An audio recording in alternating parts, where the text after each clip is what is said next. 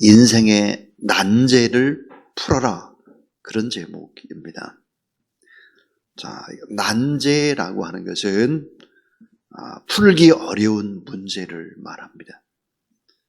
숙제를 풀어야 하는데 도저히 풀 수가 없어요. 수수께끼 풀려고 노력하면 할수록 미궁으로 빠져들어가는 문제가 바로 난제입니다. 자, 인생에 난제가 있는데 인생의 난제를 풀어라. 인생의 숙제를 잘해야 한다, 그런 말이죠. 자, 여러분 수수께끼 하나를 내보겠습니다. 이 수수께끼를 맞춰보면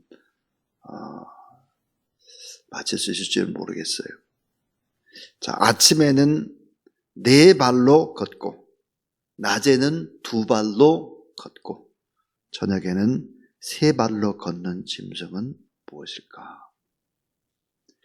자, 아침에 4발이에요. 4발로 이제 걷고 낮에는 2발, 저녁에는 3발로 걷는 짐승은 뭐냐? 길거리 지나가는 사람에게 이 수수께끼를 내고 만약 풀지 못하는 사람은 스핑크스에게 물려 죽었다 그럽니다. 이게 그리스 신화에 나오는 얘기인데, 자, 이 짐승은 뭘까? 그 정답은 사람이다. 사람. 자, 사람은 인생의 아침, 즉 어린 시절에는 4발로 기는 것입니다. 4발로 기고, 또 사람은 자라나서 점심때, 인생의 점심때면 2발로 서서 걷고, 사람은 늙어서는 저녁때가 되면 지팡이를 짚기 때문에 3발로 짚고 다닌다. 그게 사람이라는 짐승이다 그랬습니다. 자, 인생이란 뭘까요? 인생이란 무엇입니까? 이 질문은 어려운 질문이면서 동시에 가장 중요한 질문. 이 질문의 난제를 풀어야 합니다. 이 질문의 해답을 우리가 가지고 있어야 된다 하는 거죠. 그런데 오늘 성경 속에 너무나 정확하게 인생에 대한 해답을 줍니다. 인생의 난제를 풀어주는 것입니다. 인생이란 무엇일까? 어떻게 이 어려운 문제를 풀어야 할까 하는 것입니다. 그 첫 번째입니다. 그 첫 번째는 따라하세요. 인생은 너무 아름답습니다. 인생은 아름다워. 인생은 너무 아름답다. 영화의 제목이죠. 인생은 너무 아름답습니다. 욥은 인생의 아름다움을 말합니다. 그 아름다움을 꽃에 비유합니다. 2절. 인생은 아름다운 꽃과 같다는 거예요. 자, 한번 어린 아이들의 눈동자를 보세요. 얼마나 맑고 깨끗하고 희망과 순수함을 보는 거죠. 교회 학교에서 어린 아이들을 빨리 많이 만나고 싶죠. 아이들이 너무너무 맑고 깨끗하고 또 순수하고 희망차 보이는 거죠. 아무 근심 걱정이 없는 아이들의 모습, 그 모습 너무 아름답습니다. 청년들, 이 젊음은 참 아름답죠. 이상과 꿈이 아름답습니다. 모든 걸 다 할 수 있다고 하는 이 기상이 넘치는 모습, 이런 모습은 참 아름다운 모습입니다. 근데 그런 모습만이 아니에요. 연세가 많이 든 노인들의 모습입니다. 노인들. 참 시골 교회의 장로님, 여름에 보면 이게 모시적삼을 입으시고 허리는 이렇게 구부러지셨는데 지팡이를 짚으시고 이렇게 오셔서 교회에 종을 치는 모습, 또 새벽에 기도하는 모습, 이 모습 자체는 너무 아름답습니다. 그렇게 아름다울 수가 없습니다. 그래서 저는 참 나도 저런 장로님 돼야 되겠다. 장로님 되는 것이 소원이었습니다. 근데 참 장로님이 될 수 없는 그런 상황이 되어버렸죠. 자, 노인들 인생을 복되게 살아오신 그분들은 참 백발이 영화의 면류관입니다. 너무너무 아름답습니다. 참 인생은 참 아름답다, 그런 생각을 하게 되죠. 제가 목사로 부름을 받은 것은 빈민촌입니다.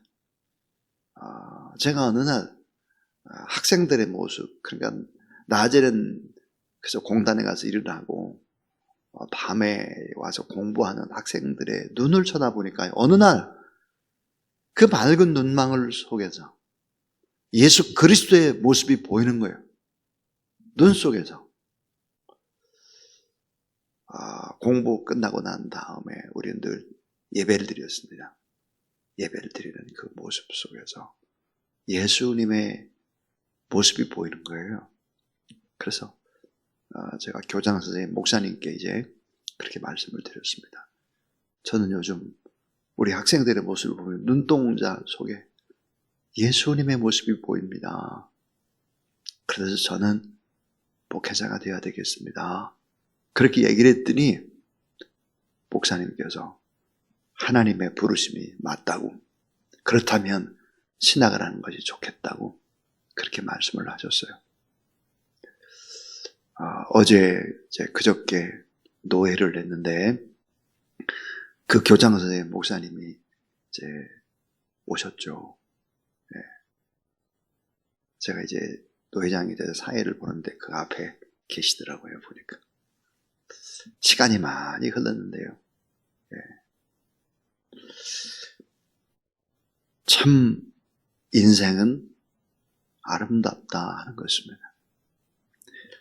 오늘 욥은 그 아름다움을 꽃에 비유합니다. 인생은 너무 아름답다. 근데 두 번째입니다.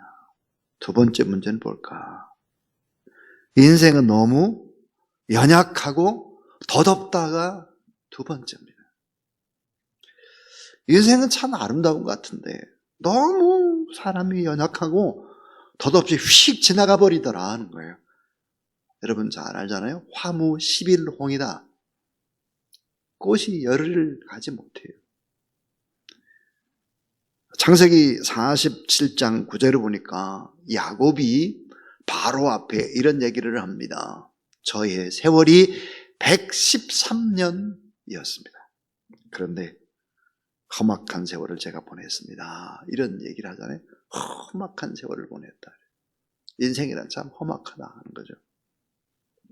그래서 오늘 본문의 인간의 연약함과 인생의 덧없음을 오늘 이 본문에는 5가지로 표현을 하고 있습니다. 그 하나가 뭘까? 인생은 너무 짧다. 1절입니다. 너무 짧다는 거예요. 휙 지나갔다. 너무 짧아서 사는 날이 적다. 그렇습니다. 또 하나가 짧은 날도 괴로움으로 가득 차 있다는 거예요. 근심, 걱정, 고뇌 이런 게 행복보다 더 많다는 거죠. 이 세 번째는 풀 같고 꽃 같이 연약하다는 거예요. 자, 풀 같고 꽃 같다. 그냥 사라져 버리는 것이죠. 2절에 보니까는요, 이렇게 돼 있어요. 자, 그는 꽃과 같이 자라나서 시들며 그림자같이 지나가며 머물지 아니하거늘 그랬어요. 자, 그림자 같아서 머물지 않아요. 휙휙 그냥 지나가요.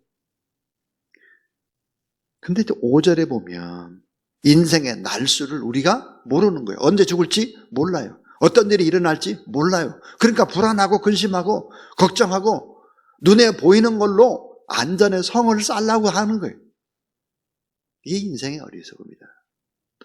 5절을 보세요. 그의 날을 정하셨고 그의 달수도 죽게 있으므로 그의 괴리를 정하여 넘어가지 못하게 하셨사온즉 하나님이 다 정하셨다는 거예요. 그래서 인생의 연약함과 허무한 얘기를 하고 있습니다. 6절에 보면 그에게서 눈을 돌이켜 그가 품꾼같이 그의 날을 마칠 때까지 그를 홀로 있게 하옵소서 그랬어요. 품꾼 같아요. 품꾼이 뭐예요? 하루 일해서 하루 먹는 노동자 품꾼이죠. 인생이란 그런 것이다. 인생은 너무 연약하고 더덥다. 모든 것들은 다 하나님이 정하셨다. 그러니까 뭐예요? 인생은 겸손해야 한다는 것입니다. 인생을 안다면 하나님 앞에서 겸손하다. 하나님이 정한 생명의 기회는 언제인지 모르기 때문에 그 기한을 인식하면서 겸손하게 살아야 되는 것이 인생이다 하는 것입니다. 자, 마지막 세 번째 이야기예요. 이 세 번째 이야기는 뭘까? 첫 번째가 인생은 너무 아름다운데, 두 번째 인생은 너무 약하고 더뎌서 휙 지나가고 근심 걱정이 더 많고 염려가 더 많고 불안하고 어떻게 내일 일을 알 수 없다 이거예요. 그러면 세 번째가 중요하잖아요. 자,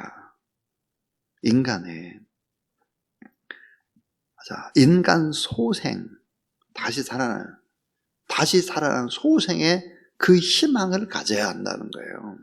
다시 사는 희망, 다시 사는 소망, 인간 소생의 그 소망을 가져야 한다는 것이죠.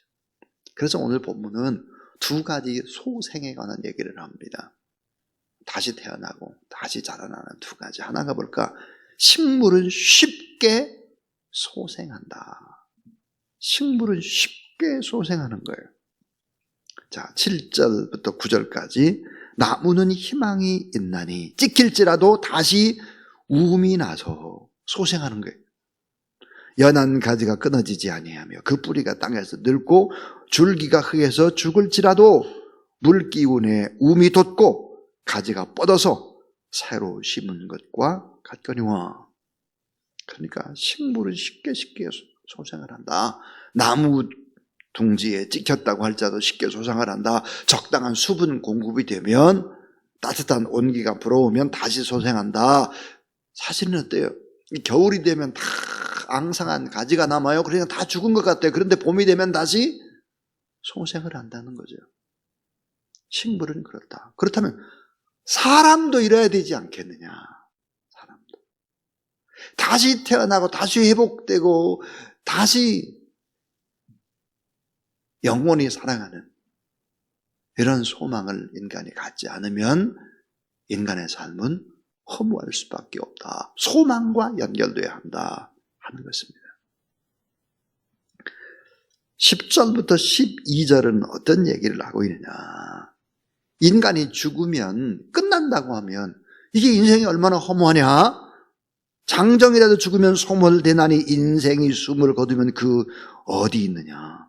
물이 바다에서 줄어들고 강물이 잦아서 마름같이 사람이 누우면 다시 일어나지 못하고 하늘이 없어지기까지 눈을 뜨지 못하면 잠을 깨지 못하면 어떡하겠나 이게 인생.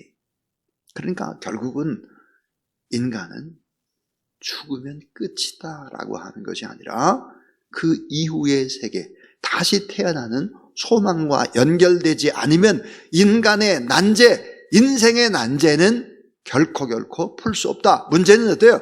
죽은 이후에 소망을 갖는 것이다. 이 소망과 연결되지 않으면 인생은 전부 다 꽝이에요. 그래서 제3의 소생, 소망을 가지고 있어야 된다. 이 소망이 없으면 안 된다는 것입니다. 이 소망은 뭐예요? 영원한 하나님의 나라와 연결된 내세의 세계. 그래서 결론은 이거예요. 가장 위대한 일은 근본 문제에 관심을 갖는 것이다. 가장 중요한 일은 근본 문제에 관심을 가져라. 먹고 입고 자고 놀고 넓은 집 넓히고 이런데 정신없이 보내지 말아라 하는 거예요. 그 인생을 속고 사는 거다. 인생 그 잘못되는 거다. 마귀가 그렇게 사람들을 이끌어가는 거다. 그 말이에요. 가장 위대한 일은 근본 문제에 관심을 갖는 것이다. 인간은 많은 문제가 있음에도 불구하고 인간의 영혼이 위대하고 인간의 영혼은 아름답다 하는 거예요. 먹고 사는 절박한 문제보다 더 중요한 문제. 자, 시집자고 장가가고 노는 문제보다 더 중요한 문제. 그것은 뭘까? 자기 영혼에 대한 고민이라는 거예요. 여러분, 자기 영혼에 대한 고민, 이런 고민을 하지 못하도록 마귀라는 놈이 역사를 합니다. 마귀라는 놈이. 잘 아셔야 돼요. 인간은 전적 타락하고 전적 부패하고 전적 무능한 것이 인간입니다. 공부 많이 하고 뭐 똑똑하고 권력을 가지고 전부 다 헛것입니다. 인간의 본질이 뭡니까? 전적 타락하고 전적 부패하고 전적 무능해요.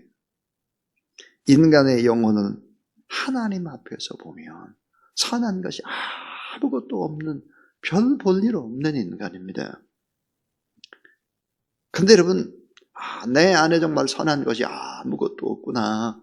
모든 사람이 죄를 범하였으며 하나님의 영광에 이르지 못하는 것이구나. 이런 영혼에 대한 깊은 고민을 하게 되면 하나님 앞에 내가 선한 것이 아무것도 없는 죄인입니다. 이런 고백을 하고 예수 그리스도 앞에 나가게 되면 어떤 일들이 벌어질까 하는 거예요. 그것은 바로 예수 그리스도를 알게 되고 하나님을 경외하게 되면 소망을 갖게 되고 다시 사는 소망. 그래서 이 땅의 삶은 그저 잠깐 왔다 가는 나그네와 같은데 이 땅의 삶에 그렇게 연연하지 않는다. 오늘 본문에 놀라운 얘기를 하고 있어요. 그게 뭘까? 이 세상에서 인간 문제를 해결하려고 하는 방식이 뭘까? 그 방식은 바로 품꾼의 방식이에요. 품꾼. 그저 열심히 가서 하루 종일 일을 하고 죽을도록 일을 하고 조금 가지고 오고 또 하루 살고 품꾼의 방식이라는 거예요. 이게 전부 다 실패하는 거예요. 품꾼의 방식은 다 실패한다. 세상에서 좋아 보이는 것을 먼저 가지려고 막 그렇게 애를 쓴다는 거예요. 이런 인생은 모두 다 실패하는 인생이 된다. 그래서 여러분 5절과 6절을 한번 보세요. 그의 날을 정하셨고 그의 달수도 주께 있으므로, 주님께 있어요. 그의 규례를 정하여 넘어가지 못하게 하셨사온즉 그에게 눈을 돌이켜 그가 품꾼같이 그의 날을 마칠 때까지 그를 홀로 있게 하옵소서 그랬습니다. 자, 쉴 수도 없어요. 몸이 고단해서 계속해서 그 일꾼이 그날을 채우고 또 채우고 그러면서 어때요? 뭔가 좋은 거를 가져보려고 눈에 보이는 거, 이런 품꾼 방식으로 인생을 살아서는 완전히 실패다 하는 것입니다. 그래서 어떻게 되죠? 하나님을 만나고 인생의 참된 구원을 받고 그 인생의 바른 목적, 방향을 찾지 않으면 안 된다. 이런 사람은 어때요? 품꾼 같은 인생. 오늘 성경에 보니까 이런 사람은 나무보다 못한 사람이에요. 나무보다 못한 사람. 왜? 나무는 겨울이 되면 죽은 것 같아 다시 소생하잖아요. 나무보다 못하다는 거예요. 이 땅 것들만 바라보고 살아가는 사람들, 나무보다 못한 사람이다. 예수 그리스도를 만나면 인생의 허물을 극복하게 되죠. 그리고는 뭘 가질 수 있나요? 따라하세요. 산소망. 예, 산소망을 가지기 시작하는 거예요. 예수님이 누굴까요? 생명의 떡이에요. 예수님이 누굴까요? 마르지 않는 생수예요. 생명의 떡이요, 마르지 않는 생수. 산소망을 주시는 그분을 붙잡게 되면 인생은 더욱더욱 아름답습니다. 그렇게 황홀할 수가 없습니다. 예수 그리스도를 믿는 자는 인생을 허무하게 살지 않습니다. 왜요? 작은 것 속에서도 의미와 가치를 찾기 때문에 그렇습니다. 여러분 인생의 난제, 그 숙제는 어떻게 해결해야 될까? 고민을 하셔야 합니다. 인생은 너무 아름답다. 근데 인생은 너무 연약하고 더덥다. 나무와 같고 식물과 같다. 그렇다면 인간의 소생의 그 소망을 하나님 앞에 두지 않으면 안 된다. 나무와 같아요. 소생, 영원한 산 소망을 하나님 앞에 두지 않으면 나무보다도 못하죠. 인생이. 그렇게 인생을 살아서는 안 된다. 오늘도 이 진리의 말씀이 바로 생명의 떡으로 우리가 또 하나님 앞에 기도할 때 영혼의 목마름의 생수인 성령의 역사가 일어나게 되기를 주님의 이름으로 축원합니다. 492장 하나님 앞에 우리 찬송을 드리겠습니다. 492장입니다.